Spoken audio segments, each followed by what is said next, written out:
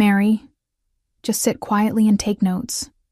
Let the real negotiators handle this, Trevor Hamilton said, without even looking up from his papers. The conference room fell silent, except for the hum of the air conditioning. I gripped my pen tighter, feeling the familiar sting of dismissal wash over me. This was supposed to be the biggest deal of my career at Brightfern Studios in Portland, Oregon, but once again, I was being relegated to secretary duty while my male colleagues prepared to take credit for months of my work.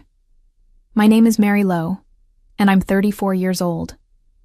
For the past 6 years, I've been working as a senior business development manager at this mid-sized entertainment production company, consistently bringing in major international partnerships that have kept us profitable.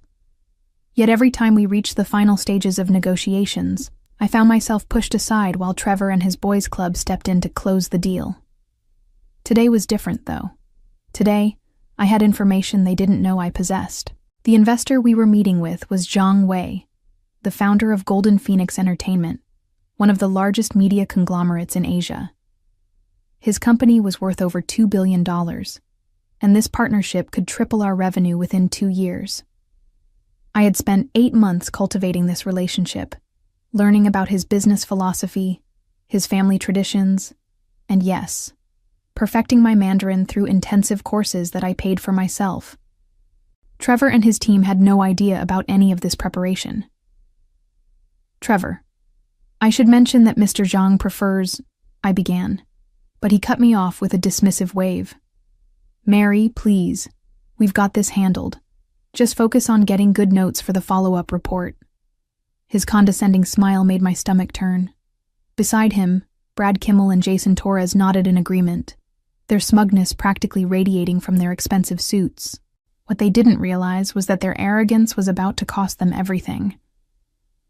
I had received a text from Zhang Wei's assistant 30 minutes ago, informing me that he would be arriving early and that he specifically requested to speak with the woman who understood his vision. They assumed it was a translation error. I knew better. The foundation they thought was so solid beneath their feet was actually built on quicksand, and I was about to pull the rug out from under them in a way that would leave them scrambling for years to recover. The path that led me to this moment began 3 years ago, when I first started working on international partnerships. I had always been fascinated by different cultures and languages, but it wasn't until I met Zhang Wei at a trade conference in Los Angeles that I realized how much my company was missing by sending culturally tone-deaf negotiators to handle delicate international relationships. Growing up in a working-class family in Sacramento, I had learned early that success required more than just talent. It demanded strategy, patience, and the ability to see opportunities that others missed. My parents, both teachers, had instilled in me the value of education and cultural understanding. When they sacrificed to send me to business school, I promised myself I would never waste the advantages their hard work had given me.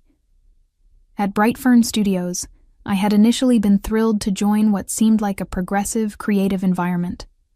The company produced independent films and documentaries that often tackled important social issues.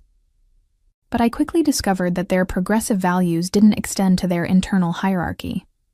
The executive team was exclusively male, and despite my MBA from Stanford and my track record of successful deal-making, I was consistently passed over for promotions while less qualified men advanced around me.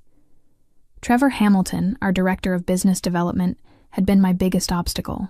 At 42, he possessed the kind of old-school charisma that impressed older executives but lacked any real substance when it came to modern international business.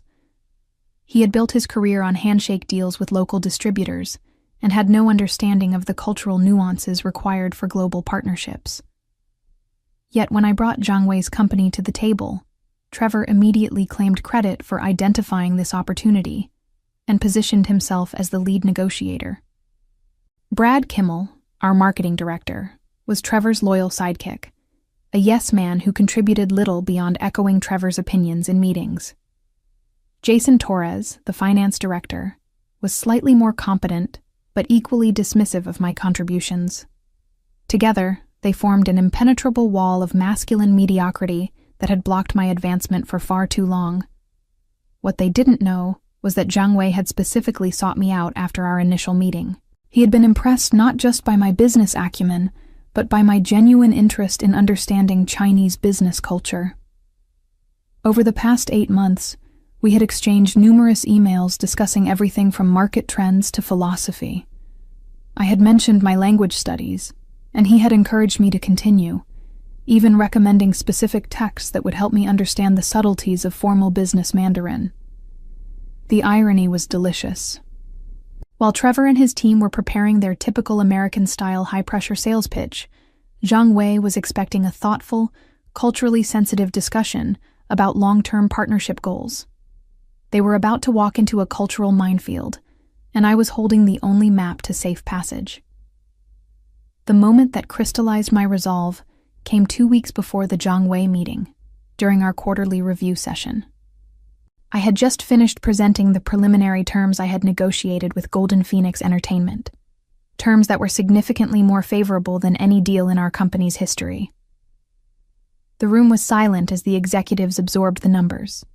A 3-year exclusive distribution agreement, guaranteed minimum advances of $15 million, and profit-sharing terms that could potentially bring in another $20 million annually. "Excellent work, Trevor," said Patrick Westbrook, our chief executive officer, without even glancing in my direction. "This is exactly the kind of strategic thinking we need more of around here." I felt my face burn with indignation. "Actually, Patrick, I was the one who—" Trevor smoothly interrupted. "Mary's been a great support on this project. Really solid note-taking and research assistance." He shot me a warning look that clearly said to stay in my lane.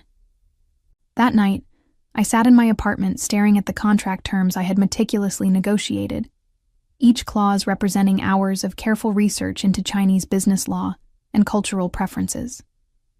Zhang Wei had praised my understanding of Guanxi, the complex system of relationships and reciprocal obligations that underpins Chinese business culture. Yet here I was, watching 3 men prepare to take credit for work they couldn't have conceived of, let alone executed. I made a decision that would change everything. I called Zhang Wei's assistant and requested a private meeting to discuss cultural preparation for our upcoming negotiation. During that video call, conducted entirely in Mandarin, Zhang Wei and I had a frank discussion about the challenges of cross-cultural business relationships. He shared his frustration with American companies that sent executives who showed no respect for Chinese customs or took the time to understand the deeper philosophical aspects of business partnerships. "Mary," he said in perfect English, switching languages for emphasis, "you understand that business is about more than contracts. It is about trust, respect, and shared vision. I hope your colleagues share this understanding."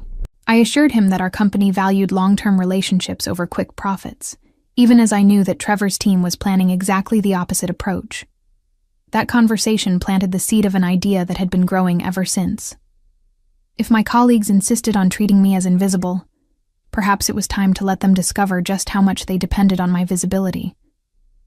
The beautiful part was that they had created this situation themselves. Their consistent dismissal of my contributions had led them to underestimate not just my capabilities, but my connections. They saw me as a useful assistant who could handle preliminary research while they swooped in for the glory. What they failed to realize was that in the modern global economy, relationships mattered more than ego, and cultural competence trumped traditional networking every single time. As I watched them prepare for what they assumed would be their triumphant moment, I couldn't help but smile. They were about to learn a very expensive lesson about respect. The morning of the Zhang Wei meeting arrived with typical Portland drizzle, and I arrived at the office an hour early to ensure everything was perfect. The conference room had been set up according to Zhang Wei's preferences, a detail I had communicated to our facilities team directly, since Trevor's group hadn't bothered to ask about such minor details. The chairs were arranged to face east, green tea was prepared instead of coffee, and I had personally ensured that the presentation materials were printed on high-quality paper without any red ink, which would be considered unlucky. Trevor, Brad, and Jason arrived 30 minutes before the meeting, their energy electric with anticipation.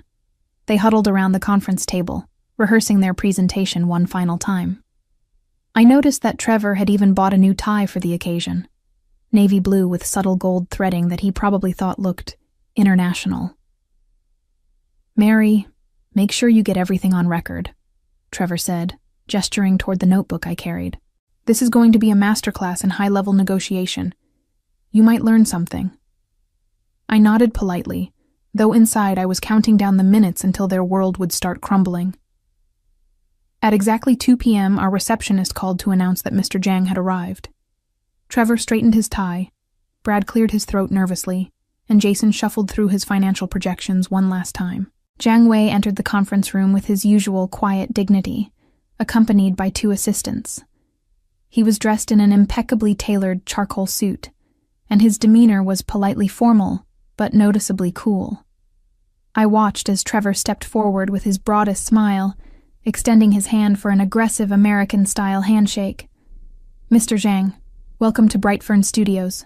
I'm Trevor Hamilton, Director of Business Development. We're absolutely thrilled to finally close this deal with you." Zhang Wei accepted the handshake briefly, his expression remaining neutral. His eyes swept the room, lingering on me for just a moment longer than the others, and I caught the slightest nod of acknowledgement.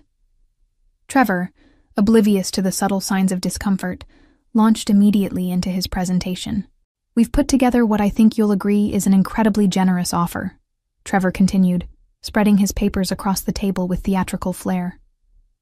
"Golden Phoenix Entertainment is getting access to our entire catalog, plus first rights to any new productions. We're talking about a relationship that could make both our companies very rich, very quickly." I watched Zhang Wei's face carefully and saw the slight tightening around his eyes that indicated displeasure. In Chinese business culture, discussing money so directly at the beginning of a meeting was considered crude and disrespectful. Trevor was unknowingly insulting one of the most powerful media executives in Asia, and he was too culturally ignorant to realize it. Furthermore, Brad jumped in, apparently unable to contain his enthusiasm. "We think there's huge potential for product placement opportunities in your Chinese market. American brands are really hot over there right now, and we could package some lucrative endorsement deals with our talent." Now Zhang Wei's expression shifted to something approaching distaste. The casual dismissal of Chinese preferences, the assumption that Chinese audiences simply wanted American products pushed at them. Every word out of Brad's mouth was digging their grave deeper. Jason, sensing some tension but misreading its source, tried to rescue the situation with numbers. "The financial projections we've prepared show potential returns of up to 30% in the first 18 months. We're looking at this as a fast-track partnership that could really accelerate both companies' growth curves." Zhang Wei finally spoke, his English precise and measured. "I appreciate your enthusiasm, gentlemen. However, I believe there may be some misunderstanding about the nature of the partnership I have been discussing with your company." Trevor's confidence flickered for just a moment. "Misunderstanding? I think our terms are pretty straightforward, Mr. Zhang. This is a very generous deal for your company." The temperature in the room seemed to drop several degrees. Zhang Wei's assistants exchanged glances, and I could see that we were approaching the point of no return. This was the moment I had been preparing for. Zhang Wei's voice remained carefully controlled, but I could detect the underlying steel in his tone. "Mr. Hamilton, I believe there has been significant miscommunication regarding both the scope and philosophy of this potential partnership.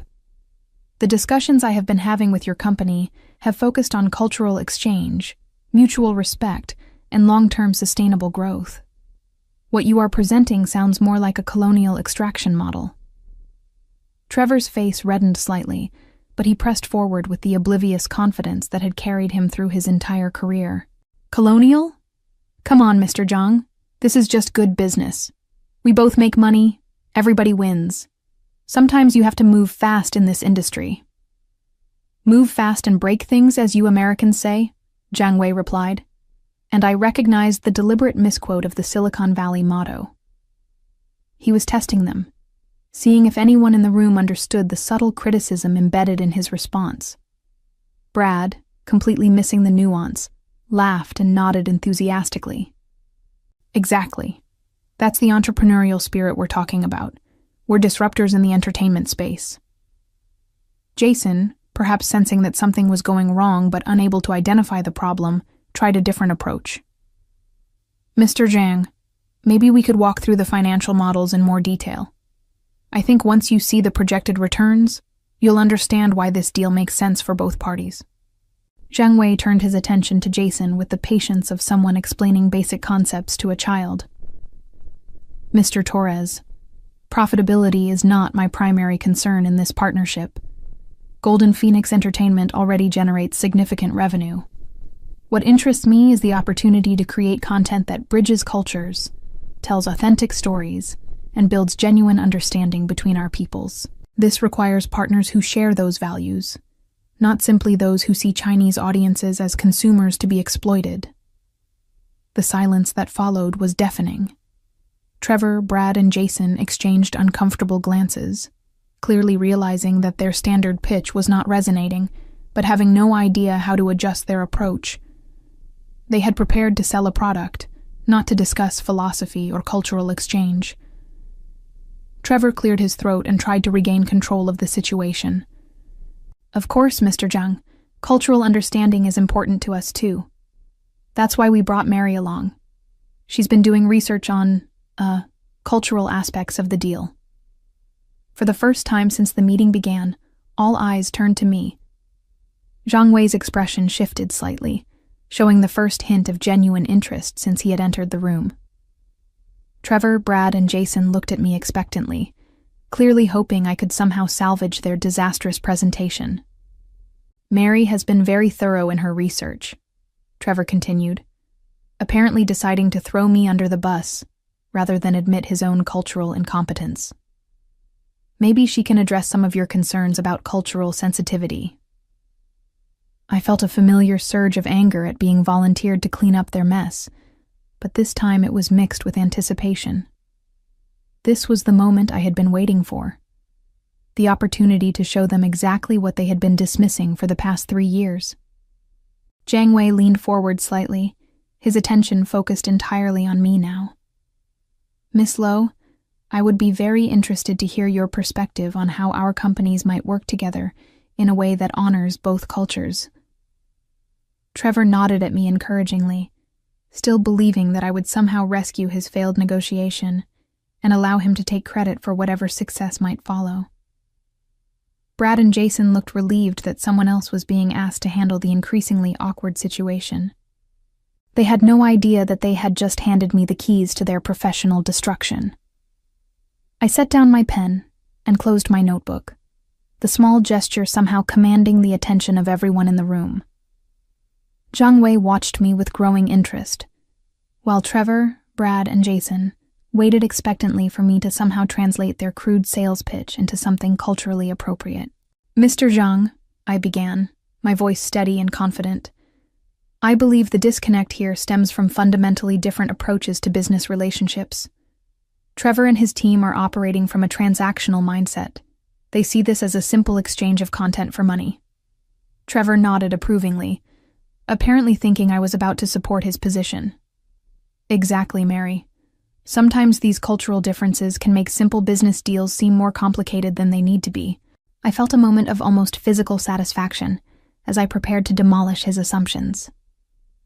Actually, Trevor, I was about to explain why that approach is exactly wrong for this partnership. The room went quiet. Trevor's confident smile faltered as he realized I wasn't supporting his position.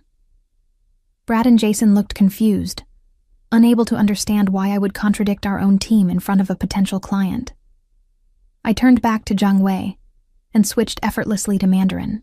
尊敬的张先生，我想我们需要重新开始这次对话。这些同事对于建立真正伙伴关系的复杂性缺乏理解。Respected Mr. Zhang, I think we need to restart this conversation. These colleagues lack understanding of the complexities involved in building a true partnership. The effect was immediate and dramatic. Zhang Wei's entire demeanor transformed, his formal politeness replaced by genuine engagement and respect. His assistants straightened in their chairs, clearly surprised but pleased by this unexpected development. Trevor's mouth fell open in shock. Mary, what are you... Since when do you speak Chinese? I ignored him completely, continuing my conversation with Zhang Wei in fluent Mandarin. 我花了很多时间研究贵公司的价值观和目标。我相信我们可以建立一个基于相互尊重和长期远景的伙伴关系。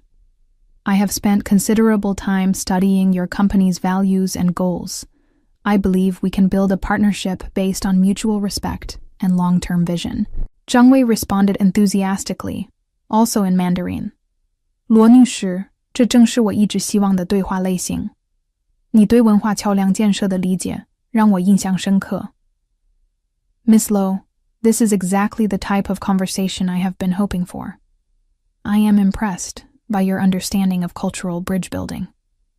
As our conversation continued, I could see Trevor, Brad, and Jason becoming increasingly agitated. They couldn't understand what we were discussing, but they could certainly read Zhang Wei's body language, which had shifted from polite tolerance to animated engagement. Finally, Trevor interrupted desperately. Mary, could you please translate what you're discussing? We need to stay involved in these negotiations. I looked at him with the same dismissive expression he had given me countless times over the past 3 years. Actually, Trevor, Mr. Zhang and I are discussing whether this partnership can move forward at all, given the fundamental misalignment he's observed between his values and the approach your team has taken. Zhang Wei nodded gravely and spoke in English for the benefit of the others. Miss Lo has articulated exactly my concerns. This partnership requires partners who understand that success is measured not just in immediate profits, but in the lasting value created through respectful collaboration. The moment had arrived. I stood up calmly, my decision crystal clear. Mr. Zhang, given the circumstances, perhaps we should discuss this partnership through a different structure. My independent consulting rate is 15% of the deal value. Shall we proceed without them? The words hung in the air like a bomb that had just detonated, and I watched with deep satisfaction as the realization of what I had just done began to dawn on Trevor's face. Zhang Wei's response was immediate and decisive.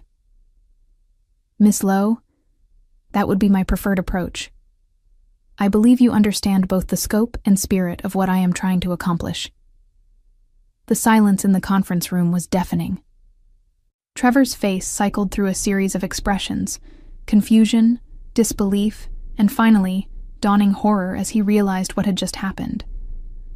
Brad looked like he had been slapped, his mouth opening and closing soundlessly. Jason was frantically flipping through his papers, as if he could somehow find a clause that would prevent this disaster. Wait, Trevor stammered, his voice cracking slightly. Mary, you can't just... This is Brightfern's deal. You work for us. This is corporate theft. I gathered my notebook and pen with deliberate calm, savoring every second of their panic. Actually, Trevor, I developed this relationship on my own time, using my own resources, and conducting all substantive negotiations independently. I've been documenting everything very carefully over the past 8 months. I opened my bag and pulled out a thick folder. Every email, every cultural briefing, every point of connection between Golden Phoenix Entertainment and what they thought was Brightfern Studios was actually between Golden Phoenix Entertainment and Mary Lo Consulting. Zhang Wei's assistant had already pulled out a tablet and was taking notes. Miss Lo, should we schedule a follow-up meeting to finalize the partnership terms? Absolutely, I replied, still speaking primarily in Mandarin, but switching to English to ensure Trevor understood exactly what was happening. I believe we can have a formal agreement drafted within 2 weeks. Trevor shot to his feet, his face now completely red. This is unethical. Mary, you can't take our client and start your own consulting firm. Your client? I asked, raising an eyebrow. Trevor, you've spent this entire meeting demonstrating that you don't understand the first thing about Mr. Zhang's business model, values, or cultural expectations. You've insulted him repeatedly, dismissed his priorities, and reduced his vision to a simple cash grab. Exactly which part of that constitutes a successful client relationship? Zhang Wei stood and extended his hand to me in a gesture of formal respect that was completely different from the perfunctory handshake he had given Trevor.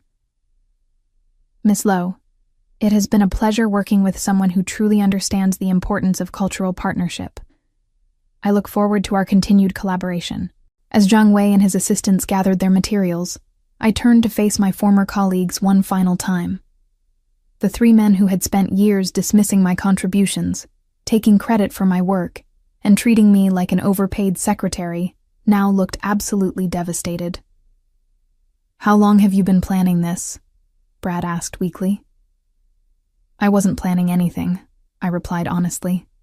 "I was simply preparing to do my job well, which apparently was such a foreign concept to you that you never saw it coming. Every time you pushed me aside or took credit for my work, you were training Mr. Zhang to see me as the competent professional and you as the obstacles to be removed." Jason finally found his voice. "The company is going to sue you into bankruptcy. You can't just steal a $15 million deal." I smiled, feeling genuinely sorry for them for the first time. "Jason, there is no deal to steal. You just spent an hour systematically destroying any possibility of a partnership between Zhang Wei and Brightfern Studios. I'm not taking anything from you. I'm salvaging value from the wreckage you created." Zhang Wei paused at the door and addressed the room in English. "Gentlemen, I want to be very clear about something. Miss Lo did not steal this opportunity from you. You gave it to her through your own actions and attitudes. In Chinese business culture, we have a saying, 'The superior man is modest in his speech, but exceeds in his actions.' Today, you have shown us exactly the opposite." With that, he walked out, and I followed, leaving Trevor, Brad, and Jason sitting in stunned silence around their useless presentation materials, finally understanding that their careers at Brightfern Studios were effectively over. Within 3 months of my departure from Brightfern Studios, the company's international division completely collapsed. Trevor Hamilton was demoted to regional sales coordinator, a position that paid $30,000 less than his previous role and required him to report to a woman 15 years younger than him. Brad Kimmel was let go entirely after the company discovered that his marketing strategies had alienated 3 other potential international partners. Jason Torres managed to keep his position, but only after accepting a significant pay cut and agreeing to undergo extensive cultural sensitivity training. Meanwhile, Patrick Westbrook, the chief executive officer who had consistently overlooked my contributions, found himself explaining to the board of directors how his company had lost a potentially transformative partnership due to what the industry trade publications were calling breathtaking cultural incompetence. The Golden Phoenix Entertainment deal became a cautionary tale that was discussed in business schools and international trade seminars across the country. As I sat in my new office overlooking the Willamette River, reviewing proposals from 3 major Asian entertainment conglomerates who had heard about my successful partnership with Zhang Wei, I reflected on the journey that had brought me here. The revenge I had taken wasn't born from anger, but from a simple refusal to accept that my value should be determined by people who couldn't recognize it. And sometimes, the sweetest victory comes not from destroying your enemies, but from succeeding so completely that they destroy themselves.